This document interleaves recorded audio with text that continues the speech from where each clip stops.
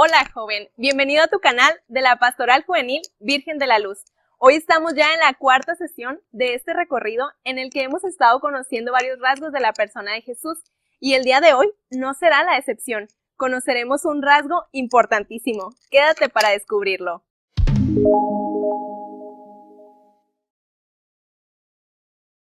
En la Biblia hay muchas ocasiones en las que se relata una acción muy peculiar. Esta acción es hacerse prójimo. Pero, ¿qué es esto de hacerse prójimo? Pues se refiere a no ser indiferente ante las situaciones de los demás. Y lo vemos en varias ocasiones, por ejemplo, en la parábola del buen samaritano.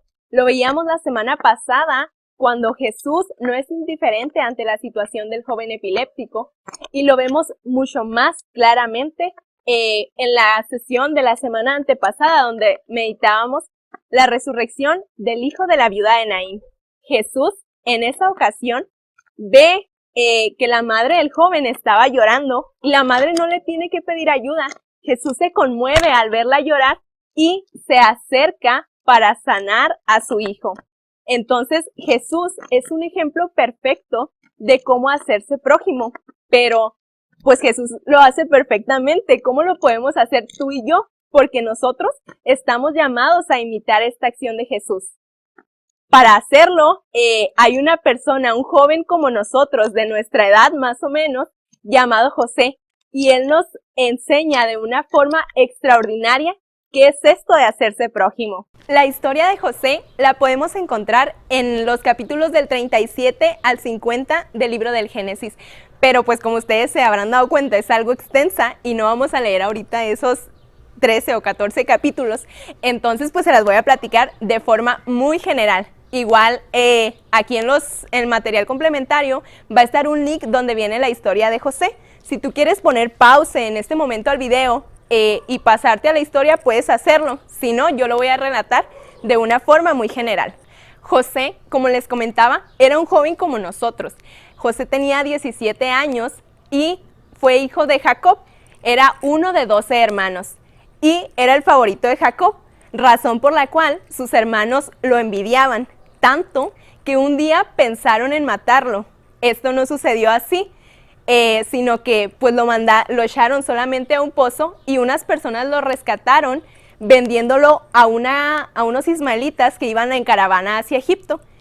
Ya estando José en Egipto, se hace mayordomo de Putifar.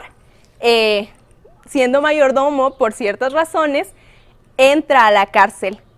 José era una persona en la que se veía pues que Dios estaba con él, entonces estando en la cárcel, el jefe de los carceleros lo pone a cargo de algunos prisioneros.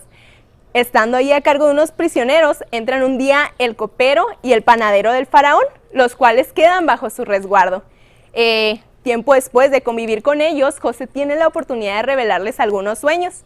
Entonces después el copero sale, regresa a su puesto con el faraón y un día el faraón tiene un sueño, entonces manda a llamar a todos los sabios y adivinos de la región para que se lo interpreten, pero estos no pueden hacerlo.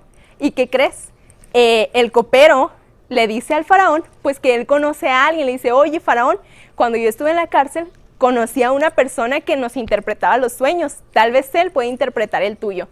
Entonces así sucede, el faraón manda a llamar a José, José interpreta su sueño y pues en esta interpretación le dice que en Egipto va a haber 7 años de abundancia y 7 años de hambre. Entonces es necesario que el faraón ponga a cargo a una persona para que en los 7 años de abundancia se guarde todo el fruto que se pueda y que lo puedan repartir a la población en los 7 años de hambre.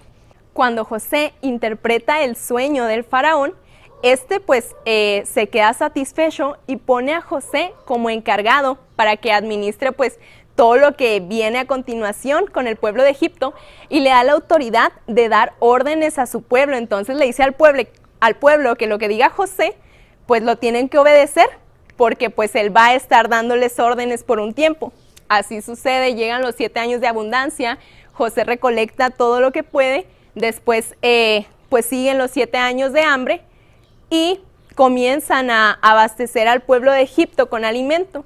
Pero el papá Jacob el papá de José, y sus hermanos pues también sienten hambre. Entonces se dan cuenta que en Egipto están vendiendo alimento y Jacob manda a sus hijos a que pues compren alimento para no morir de hambre. Entonces van los hermanos de José, compran el alimento y José los descubre. Suceden ahí pues una serie de cosas, pero pues toda esta historia termina con un final feliz, ¿verdad? José trae a su familia a Egipto y les da, de acuerdo con el faraón, les da alimento de lo mejor que hay, les da carros, les da dinero, les da un lugar para que vivan contentos. Entonces, pues la familia de José no sufre hambre. Tiempo después Jacob muere y los hermanos de José le llevan este mensaje. Dice en el capítulo 50, versículo 15, al ver que su padre había muerto, los hermanos de José se dijeron, ¿y si José nos guarda rencor y nos devuelve todo el mal que le hicimos? Por eso le enviaron este mensaje. Antes de morir, tu padre dejó esta orden. Díganle a José, perdona el crimen y el pecado de tus hermanos que te hicieron tanto mal. Por eso, perdona el crimen de los siervos del Dios de tu padre. Al oír estas palabras, José se puso a llorar. Luego, sus hermanos fueron, se postraron ante él y le dijeron, aquí nos tienes, somos tus esclavos. Pero José les respondió, no tengan miedo, ¿acaso yo puedo hacer las veces de Dios?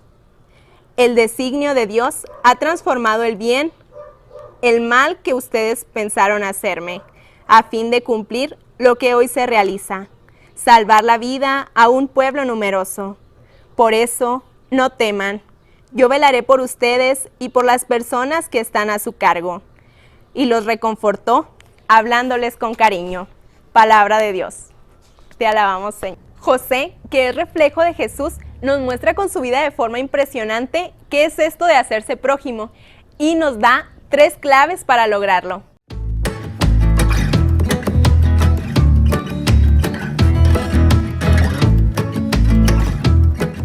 Al final de la cita que leímos textualmente, en una parte dice que José lloró mientras sus hermanos le hablaban. Y si tú lees el pasaje completo en el libro del Génesis, te darás cuenta que esta no era la primera vez que José lloraba. Pero ¿por qué llora José?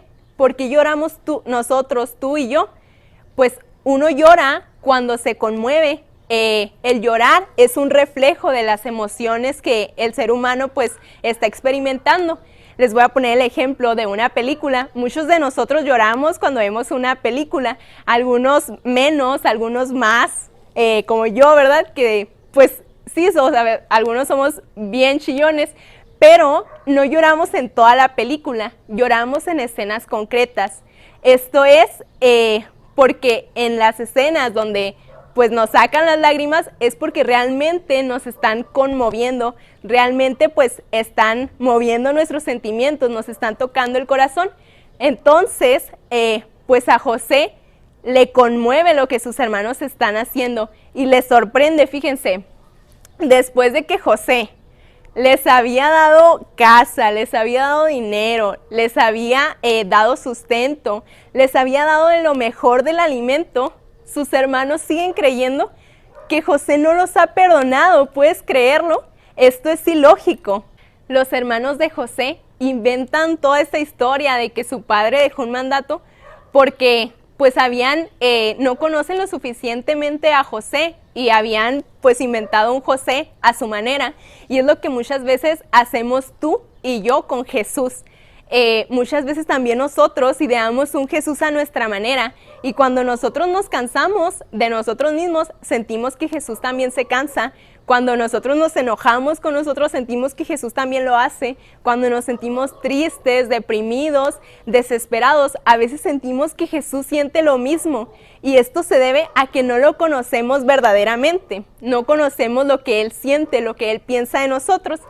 Les voy a dar un ejemplo bien particular.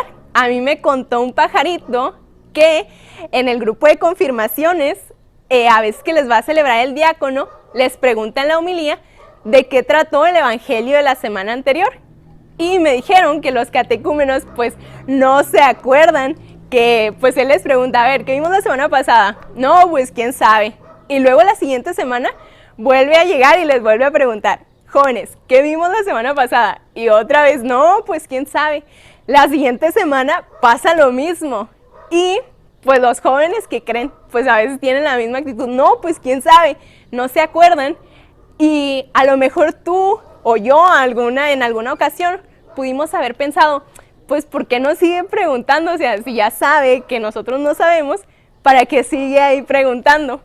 Y pues nosotros no sabemos por qué lo hace, porque no conocemos verdaderamente pues el sentimiento o la idea del diácono.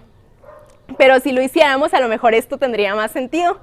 Así es con Jesús. Si tú supieras cómo te ve Jesús, si tú supieras cuánto te ama, lo que Él piensa de ti, cuánto confía Él en ti, no pensarías esto, no pensarías que Jesús se decepciona de ti, no pensarías pues que Él también se cansa. Claro que no, estarías realmente ilusionado y admirado de lo grandioso que es Jesús contigo.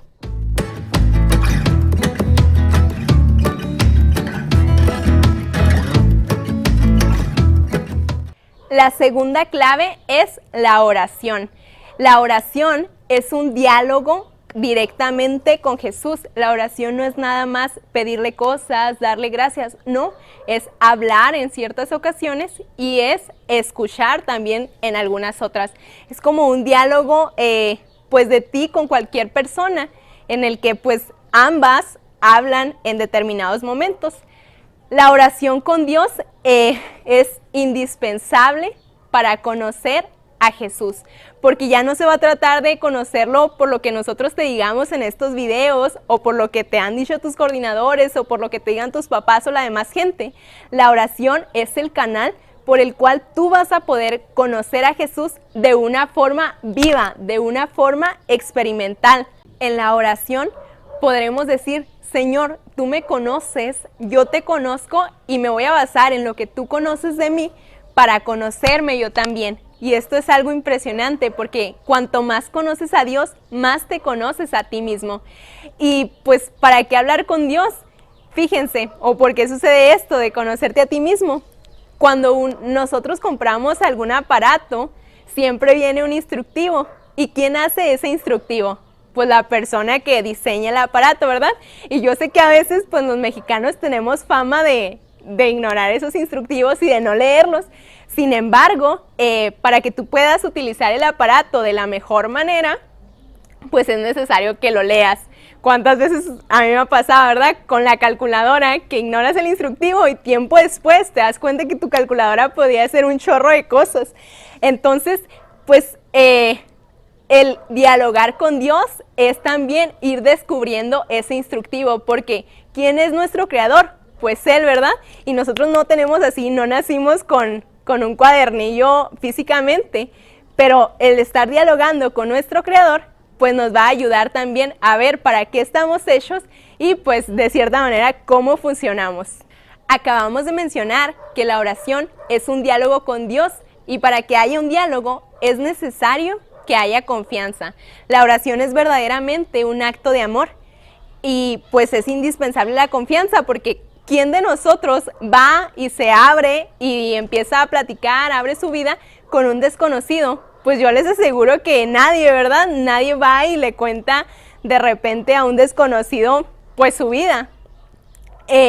Entonces, en la oración, pues es necesario que nosotros nos abramos confiando en Dios, pero es impresionante descubrir que Jesús también en la oración se abre y confía en ti. Y Jesús nos lo demuestra de una forma extraordinaria en la Eucaristía. Jesús en la Eucaristía, fíjense, se entrega totalmente en cuerpo y sangre y se entrega a las manos del ser humano. O sea, en la Eucaristía el ser humano podría hacer lo que quiera con Jesús. ¿Qué acto más grande de confianza que el ponerse en nuestras manos frágiles y débiles? Entonces, no dudes de que Jesús confía en ti. Jesús confía y se va a ir abriendo también contigo. Por eso la oración, sin duda alguna, es indispensable para conocer vivamente a la persona de Jesús. Y pues la Eucaristía también, ¿verdad? ¿Qué mejor forma de conocer a alguien que verlo cara a cara. Pero en el pasaje no hay un momento concreto en el que nos digan que José se retiró para hacer oración. Incluso pues yo leí así como todo lo que viene en el Génesis y no hay un momento en el que pues diga textualmente que José se retira a hacer oración. Sin embargo, tenemos la certeza de que José era un hombre de oración, porque José nos muestra con su vida misma a la persona de Jesús, y esto no lo puede hacer alguien que no sea cercano a Jesús. José, sin duda alguna, era una persona íntimamente cercana a Jesús por medio de la oración. Y muchas veces a los jóvenes nos sucede que pues decimos, ay, es que pues yo no puedo hacer tanta oración porque tengo un chorro de ocupaciones y actividades en mi día a día. Hace poquito yo escuché en una entrevista que le hicieron a un sacerdote sobre lo que era la vida de oración, escuché un ejemplo que en verdad me encantó, y es que él decía que la vida de oración pues es como representar a nuestra vida con una naranja. Entonces pues la naranja todos sabemos que está conformada por gajitos, ¿verdad? Entonces esos gajitos de la naranja pues representan cada una de las actividades que hay en nuestro día. A lo mejor un gajito puede ser la escuela, otro pueden ser las 2 horas que te dedicas a comer, otro las 8 horas que te dedicas a dormir, etcétera. Entonces pues al final muchas personas dicen, ok, pues ya aquí está mi naranja y pues ya están todos los gajitos gastados, pues sí, con todas las actividades que tengo, ya no hay un gajito que yo pueda destinar para la oración. Y el padre decía, pues es que, ¿qué crees? La oración es el néctar de la naranja y está presente en todos los gajitos. Así que no hay pretexto para tener una vida de oración activa. La oración tiene que estar pues presente en nuestra vida y en todas las actividades que realicemos en nuestro día a día.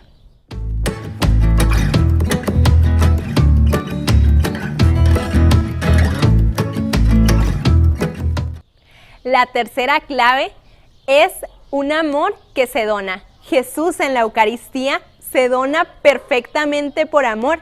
Sin duda alguna es el acto de amor más perfecto que pueda existir, y es imposible no emocionarse y no conmoverse al saber que Jesús pues te ama tanto y me ama tanto. Pero ¿qué crees? Pues no solo es Jesús quien se da, sino que también tú y yo estamos llamados a donarnos y a entregarnos a los demás. Estamos llamados a donarnos a la iglesia. Y es que esto a veces no es tan fácil, porque muchas veces nosotros en las noticias escuchamos cosas negativas sobre la iglesia. ¿Cuántos de nosotros pues no hemos escuchado muchas cosas negativas que dicen allá afuera? Sin embargo, es importante que tú también conozcas a la iglesia por tu experiencia propia, y a partir de ahí pues podrás tener la oportunidad de entregarte a ella, podrás tener la oportunidad de confiar más plenamente. No solo es importante pues la confianza de ti hacia Dios, también es importante la confianza de ti hacia los demás. Vemos que pues José confía plenamente en sus hermanos.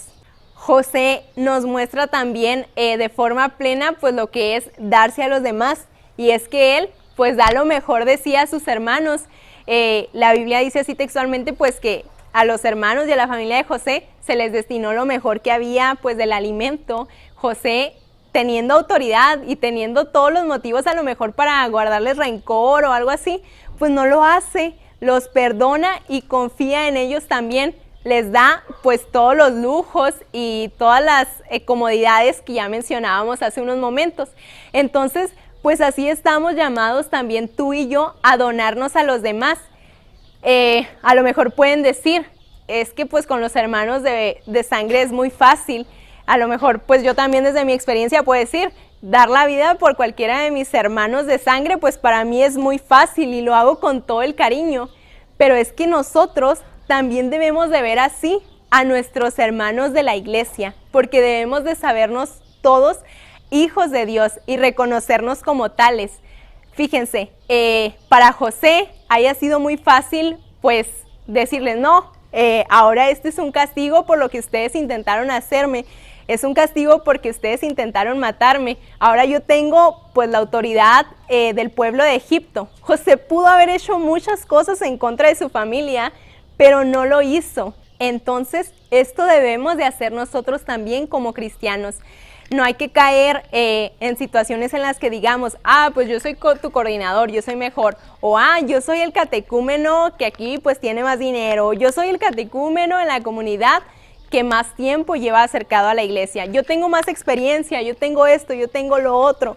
No hay que caer en eso, sino que pues algo que nos puede ayudar bastante para pues sentirnos más en confianza con los demás y amarlos más, puede ser el vernos todos como pecadores y todos necesitados de la misericordia de Dios.